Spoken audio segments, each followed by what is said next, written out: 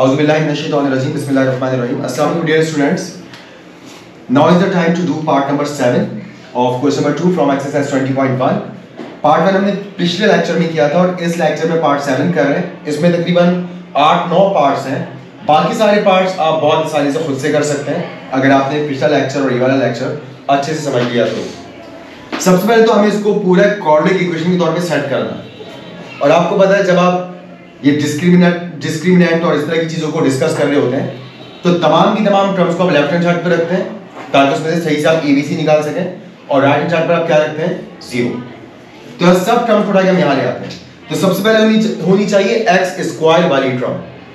तो x square वाली term तो ये, तो सबसे पहले तो यही आएगा k-2 इंटू एक्स स्क्वायर। अब होनी चाहिए x वाली टर्म, तो 4x उठा के यहाँ ले आए, हो जाएगा -4x। अब होना चाहिए कांस्टेंट यानी कि जो x के बगैर है वो है k+2 क्योंकि ब्रैकेट में, इसलिए ब्रैकेट को यहाँ ले। अब जब ब्रैकेट को यहाँ ला रहे तो यहाँ ब्रैकेट किस में था प्लस में, यहाँ पर आकर किस में हो जाएगा माइनस में। बट याद रखिएगा अगर आपने इसको ब्रैकेट के बगैर देखा या सवाल में अगर आपको ब्रैकेट के बगैर दिया गया तो k और 2 दोनों वहां पे जाके अलग अलग किस में आ जाएंगे माइनस में आ जाएंगे। और यहाँ पर अभी भी वही सीन है क्योंकि माइनस से अगर आप इस ब्रैकेट को मल्टीप्लाई करवाएं तो फिर दोनों अलग अलग माइनस में आ जाएंगे। और ये ब्रैकेट में था उन्होंने सेपरेट इसलिए करके दिया ताकि आपको C को पहचानने में आसानी हो कि पूरा C है। ठीक, अब यहाँ पर आप एक बार फिर मेंशन कर दें कि फॉर इक्वल रूट्स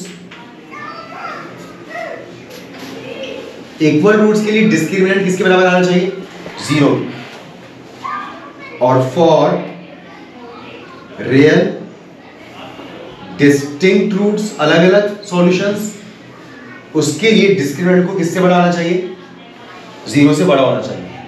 ठीक, तो अब यहाँ पर हम दोनों अप्रोचेस पर चलते हैं और यहाँ लिख देते हैं कि जो डिस्क्रिमिनेंट है वो या तो बड़ा है 0 से और इक्वल सॉल्यूशंस के हिसाब से 0 के क्या है बराबर है।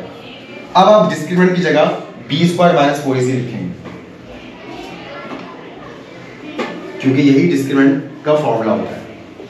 अब a क्या है, b क्या है, c क्या है, तो वो यहां पर आप मेंशन कर लें। ये क्या है a, जो x के साथ लिखा होता है वो क्या होता है b और जो x के बगैर है वो क्या होता है c। सब साइन सम। तो आप इसको प्रॉपर यहां पर मेंशन कर लीजिएगा कि a = k-2, b = -4, c = -k+2। अब यहां वैल्यूज पुट करते हैं। सबसे पहले b² b मतलब -4 का स्क्वायर, तो हमने यहाँ पे लिखा -4 का स्क्वायर -4ac। a की वैल्यू क्या है k-2, तो a की जगह आ जाएगा k-2।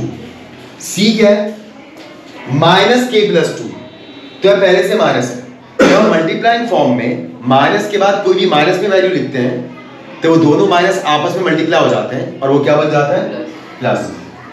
तो इसका ये माइनस एडजस्ट हो गया c का, क्योंकि फॉर्मूले में इस माइनस की जगह क्या लिख दिया प्लस लिख दिया है, तो ये साइन एडजस्ट हो गया। और अब आप c की जगह सिर्फ क्या पुट कर देंगे k+2 must be greater than और इक्वल टू 0। अब 4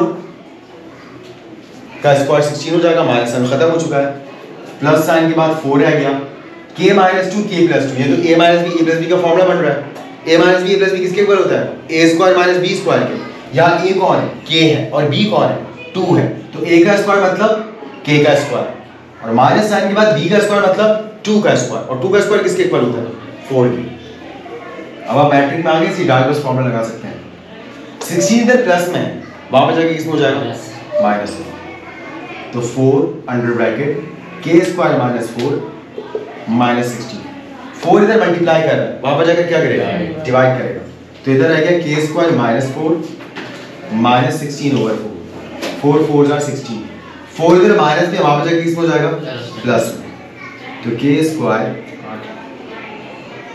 यहाँ पर पहले से -4 है और ये हो गया +4, तो k² is greater than or equal to 0। तब हमने यहाँ पर ये बताना है कि अगर आप चाहते हैं और इस टेकिंग स्क्वायर रूट सर्च करेंगे तो बस k is greater than or equal to 0 आ गया।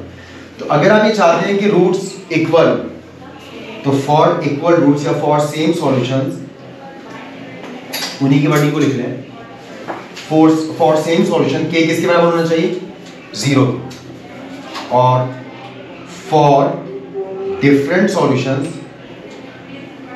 डिफरेंट रियल सॉल्यूशंस के क्या रखना पड़ेगा, 0 से बड़ा रखना पड़ेगा। तो अब अगर आप इसको चेक भी करना चाहें तो आप चेक भी कर सकते हैं। यहाँ पर आप के की जगह 0 पुट कर देंगे तो -2x² रह जाएगा, यहाँ पर के की जगह 0 पुट कर देंगे तो सिर्फ क्या रह जाएगा, 2 रह जाएगा। उस इक्वेशन को जब आप सॉल्व करेंगे तो बस एक ही जवाब आएगा। और अगर आप कोई भी के की जगह 0 से बड़ा नंबर रख देते हैं, 1 रख देते हैं, 2, 3, 4, 10, 15, 20 कुछ भी, तो आपके पास जो आंसर्स आएंगे वो रियल सॉल्यूशंस आएंगे और दो आएंगे। लेकिन अगर आप किसी भी वैल्यू को के से छोटा यानी कि इससे 0 से छोटा रखा, के की कोई भी वैल्यू को 0 से छोटा किया, -1, -2, -10, -15, तो फिर आपके पास जो आंसर्स आएंगे वो अनरियल हो जाएंगे, यानी कि वो आंसर्स कैसे होंगे, आयोटा वाले होंगे। Got it? समझ आया अच्छी तरह से?